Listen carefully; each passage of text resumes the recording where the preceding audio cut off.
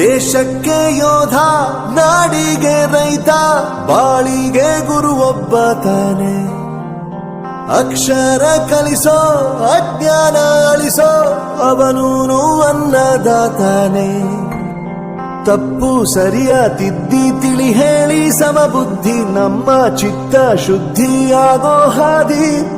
ಎಷ್ಟೇ ದೂರ ಹೋದ್ರೂ ಮರಿಬೇಡ ನಿನ್ನ ಬೇರು, ನಿನ್ನ ಸಾಧನೆಗೆಲ್ಲ ಇದುವೇ ಆದಿ. ಪಾಠಶಾಲಾ